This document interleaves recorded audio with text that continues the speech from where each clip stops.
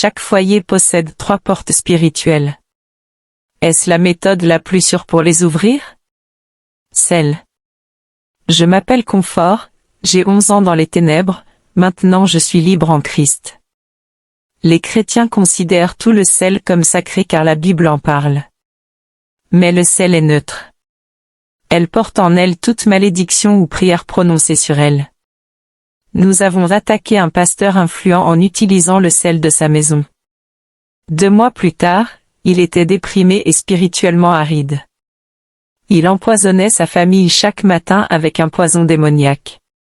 Ce soir. Les 3 endroits de votre maison où le sel ouvre des portes.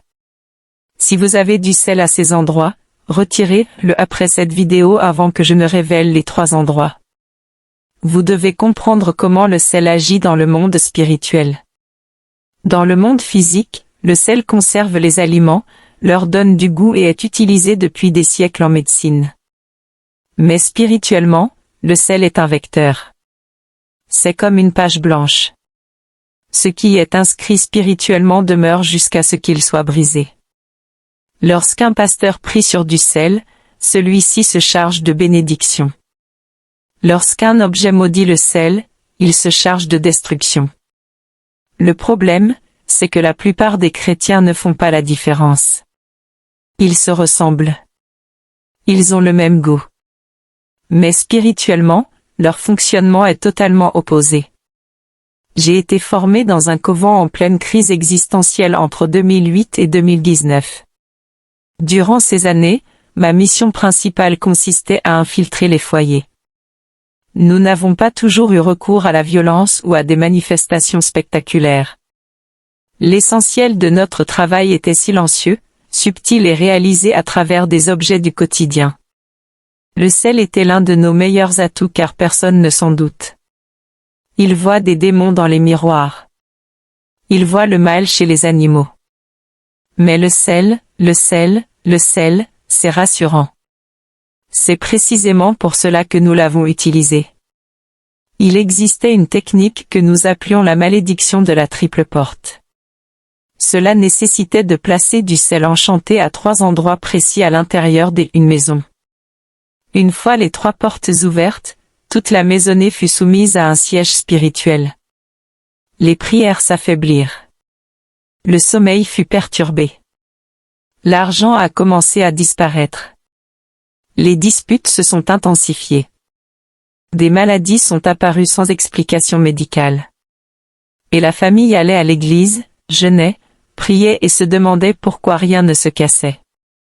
La raison était simple. Les portes étaient encore ouvertes. Le sel était encore actif. Le premier endroit où il ne faut absolument jamais mettre de sel, c'est sous son lit. On a appris à beaucoup de gens à placer du sel sous leur lit pour se protéger. Certains pasteurs vont même jusqu'à inciter les croyants à faire cela, affirmant qu'il s'agit de paroles de cauchemar ou d'esprits maléfiques. Mais c'est l'une des choses les plus dangereuses que vous puissiez faire. C'est dans votre lit que vous êtes le plus vulnérable. Lorsque vous dormez, votre esprit est exposé. Vous baissez votre garde. Si du sel maudit est placé sous votre lit, il deviendra un aimant à attaque nocturne. Je me souviens d'une femme nommée Ama Konishi. Elle souffrait de terribles cauchemars. Chaque nuit, elle voyait des silhouettes sombres se tenir au-dessus d'elle. Elle sentait une pression sur sa poitrine. Elle entendit des voix murmurer son nom. Son pasteur lui a conseillé de mettre du sel sous son lit et de prier le psaume 91 avant de dormir. Elle a fait exactement cela pendant 2 semaines. Les attaques ont cessé. Puis ils sont revenus en pire état qu'avant. Elle est venue à notre sanctuaire, désespérée de trouver de l'aide. Lors de notre enquête spirituelle, nous avons découvert que le sel qu'elle utilisait était déjà contaminé. Cela ne la protégeait pas. Elle nous invitait à entrer. Nous n'avions même pas besoin de faire quoi que ce soit de plus. Son propre acte de foi était devenu une porte sous le lit. Le sel agit comme un récepteur spirituel. Considérez cela comme un téléphone. Si le téléphone est connecté au mauvais réseau, il reçoit les mauvais signaux. C'est exactement ce qui se passe lorsqu'on place du sel sous son lit sans en connaître la provenance ni l'histoire spirituelle. Même si vous priez pour l'objet, s'il était maudit avant même que vous ne l'achetiez, votre prière pourrait ne pas être suffisamment puissante pour annuler la programmation d'origine. C'est pourquoi de nombreux croyants prient et jeûnent, mais subissent malgré tout des attaques nocturnes. La porte sous leur lit est toujours ouverte. Le deuxième endroit où il ne faut absolument jamais mettre de sel, c'est sur le seuil de votre porte. De nombreuses cultures et religions pratiquent cela. Ils répandent du sel à l'entrée de leur maison. Croire que cela crée une barrière protectrice. Certains foyers chrétiens procèdent ainsi après des séances de délivrance ou lorsqu'ils se sentent attaqués. Mais si le sel est altéré, vous ne construisez pas un mur. Vous ouvrez une porte. Il y avait à Timère un homme d'affaires du nom de Cain. Son entreprise prospérait jusqu'à ce que tout s'effondre soudainement. Les contrats ont été annulés. Ses associés l'ont trahi. L'argent qui lui était dû ne lui est jamais parvenu. Il a tout essayé. Il pria. Il a jeûné. Il a semé des graines. Rien n'a fonctionné. Un jour, son jeune frère lui rendit visite et remarqua une fine ligne de sel le long de la porte. Il a demandé qui l'avait mis là. Il raconta qu'un prophète était venu chez lui, avait prié et lui avait conseillé de maintenir la ligne de sel pour se protéger. Le frère, qui était spirituellement sensible, se sentait mal à l'aise. Il a ordonné de l'enlever immédiatement et de nettoyer la maison. Quand il obéit enfin, il fit un rêve cette même nuit. Dans son rêve, il voyait le prophète debout à sa porte, riant. Derrière le prophète se tenaient des silhouettes sombres qui entraient et sortaient librement de sa maison. Le sel ne les empêchait pas d'entrer. Cela leur donnait un accès légal. 3 semaines après avoir retiré le sel et renoncé à la prière des faux prophètes, les affaires de Wayne ont commencé à se redresser. Contrat retourné. La faveur a été ouverte. La porte fut finalement fermée. Le sel au seuil est particulièrement dangereux car le seuil représente une transition. C'est le point de rencontre entre l'extérieur et l'intérieur. C'est le passage que votre famille traverse chaque jour. Si un sort est jeté, le sel reste là. Quiconque passe par là emporte cette malédiction dans la maison et la renvoie dans le monde. Elle se propage comme une contamination spirituelle. C'est pourquoi certaines familles constatent que dès qu'elles quittent leur domicile, les problèmes les suivent. Au travail, à l'école, en voiture, partout où ils vont, les ennuis les suivent. La source est souvent un seuil contaminé. La 3e place, et la plus choquante, concerne votre nourriture. Plus précisément, le sel utilisé en cuisine sans purification spirituelle préalable. Beaucoup de gens pensent que s'ils prient avant de manger, la nourriture est automatiquement sanctifiée. Mais si le sel utilisé pour préparer ce plat était maudit, la malédiction pénètre dans votre corps à chaque repas. Il s'agit d'une contamination interne. Cela affecte votre santé, votre esprit et votre âme de l'intérieur. J'ai participé une fois à un rituel où l'on nous avait demandé de détruire une famille en passant par sa cuisine. Nous n'avons pas touché à leur porte. Nous n'avons pas envoyé de rêves. Nous n'avons pas utilisé d'animaux. Nous avons tout simplement ensorcelé le sel qu'ils avaient acheté au marché.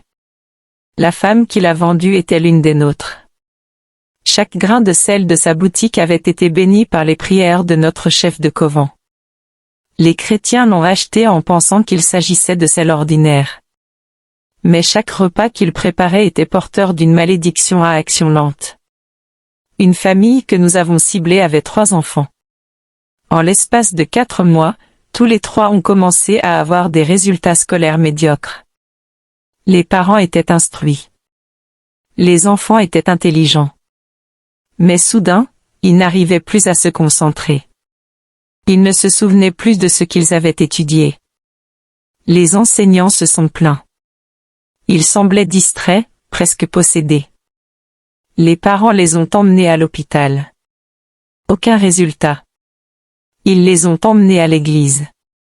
Le pasteur a prié, mais rien n'a changé. Pourquoi? Parce qu'ils donnaient chaque jour du sel maudit à leurs enfants, le poison s'accumulait. Lorsque la mère a finalement rêvé qu'elle nous voyait debout dans sa cuisine, elle s'est réveillée terrifiée. Elle alla consulter un prophète doté d'un véritable discernement. Il lui a dit de jeter tout le sel de sa maison et de jeûner pendant 3 jours. Elle a obéi. Dès le 2e jour, l'état de ses enfants a commencé à s'améliorer. À la fin de la semaine, tout était rentré dans l'ordre. La porte de la cuisine était fermée.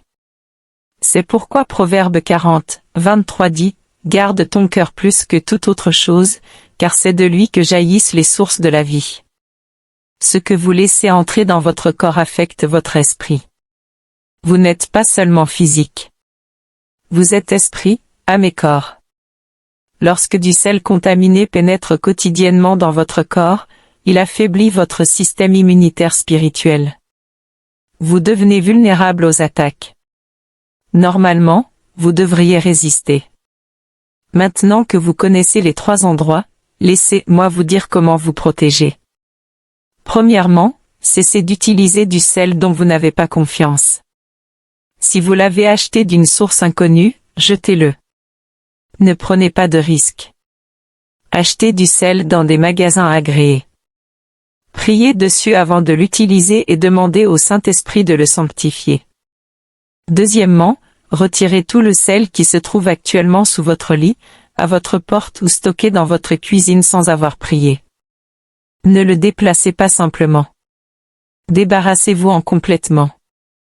Versez-le dans l'évier ou jetez-le à l'extérieur, loin de votre propriété. Troisièmement, purifiez votre maison. Parcourez chaque pièce. Oignez les coins d'huile et déclarez que tout point d'entrée démoniaque est fermé par le sang de Jésus. Vous qui regardez ceci, vous comprenez peut-être pourquoi vos prières sont restées sans effet. Vous avez été fidèle. Vous avez été sincère. Mais une porte est restée ouverte sans que vous le sachiez. Ce soir, cette porte est révélée et vous avez maintenant l'autorité de la fermer. Le sel n'est pas votre ennemi, mais le sel contaminé est une arme et vous devez le traiter comme tel. Prions. Père, au nom de Jésus-Christ, je me présente devant toi comme ton enfant, purifié par ton sang. Je renonce à tout sel maudit qui a pénétré dans ma maison, sciemment ou non. Toute porte ouverte par du sel contaminé sous mon lit, je la ferme maintenant par l'autorité de Jésus. Toute porte ouverte à mon seuil, je la ferme par le sang de l'agneau. Toute porte ouverte par la nourriture, je la scelle à jamais. Seigneur, je te demande de purifier mon corps de tout poison que j'ai ingéré. Purifie mon sang. Rends-moi la santé. Renouvelle mon esprit. Sanctifie mon âme. Je déclare qu'à partir d'aujourd'hui, aucune arme forgée par le sel ne prospérera. Ma maison est protégée. Ma famille est protégée. Ma nourriture est bénie et toute influence démoniaque transmise par le biais d'objets domestiques est annulée à jamais au nom puissant de Jésus. Abonnez-vous pour ne jamais manquer de telles révélations. Et souvenez-vous, le diable se cache dans l'ordinaire, mais le sang de Jésus est plus puissant que toute malédiction secrète. Restez vigilants. Restez dans la prière. Rire, protégez-vous.